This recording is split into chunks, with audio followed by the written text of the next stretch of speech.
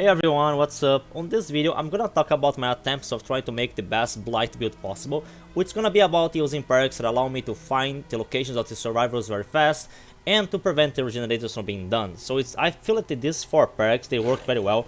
Also, I tried to use another build in one of the matches. I'm gonna be showing 2 matches in this video. The first one was actually my second match and it went a little better, which was I was using Hex Ruin.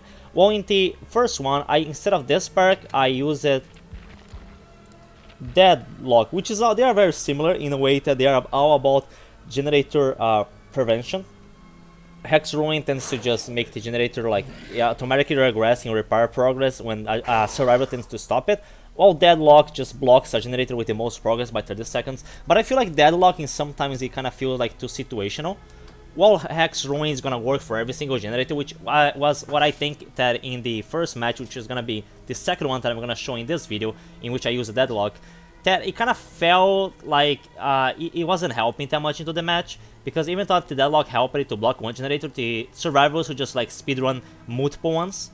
So I don't know, I just trying stuff out. I'm just trying out to see which is going to be the best perk combination for me to use on the Blight. But for sure, these 2 perks, if there are 2 perks that I'm not going to remove it from him in any way, is Barracuda Chili and Lethal Pursuer.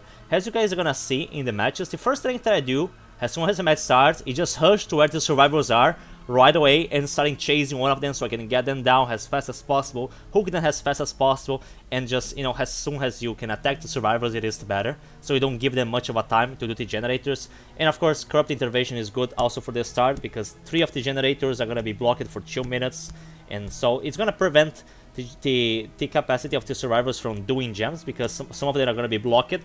They're gonna have to move around and trying to look for the ones that are not blocked by the entity, and while also having to deal with me chasing and knowing where they are, because I'm using Lethal Pursuer, which is a perk by Nemesis, so you're gonna have to buy Nemesis in order to unlock this perk here, which makes that at the start of the trial, the auras of all the survivors are gonna be revealed for me for 9 seconds, and this is just great, especially with the Blight, because of how fast he is. Like, I tried to use this with Nemesis, since, well, Nemesis is the one that came out with this perk, but Nemesis kind of is slow for the most part. I mean, he has, like, at least from what it seems like, normal speed for a killer.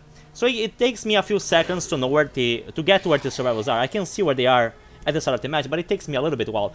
While with the Blight, because of his hush ability of how fast he can be, I can just get to survivors so fast, like the match barely starts, and I'm already, like, just a few seconds, I'm already on one of them, or maybe multiple of them, but I always try to focus on one of them.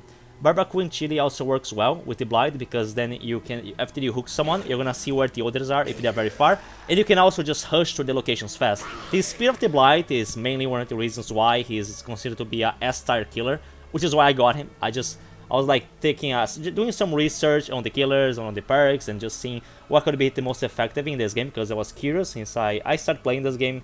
I mean, I started playing this game again after taking a break of years, just like 3 weeks ago.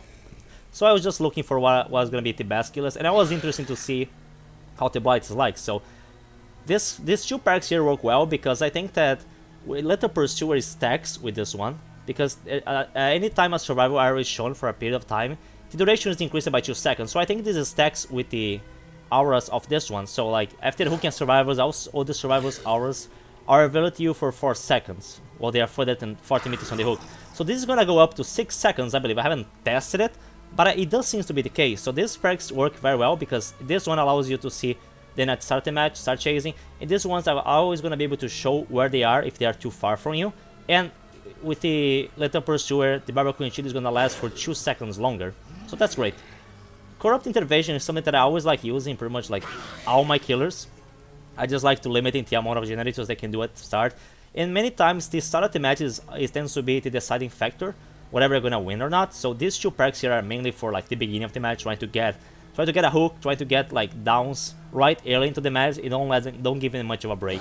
And then I'm using Hex Ruin, which is overall, like, I think it can be effective. Of course, it's not, if they are it's a very good pre-made, a very organized survivors, they're still gonna be able to go around this and try to fix generators, but this helps, so you don't always have to keep try to break down the generators. Like I said, this is the build that I'm gonna be showing in the first match of the video, which is actually the second one that I played, that I changed to this, because before I was using this, and I think Deadlock is very good. It can help in certain situations, but in other situations it cannot help that much, especially if they are just trying to focus on multiple gems at the same time.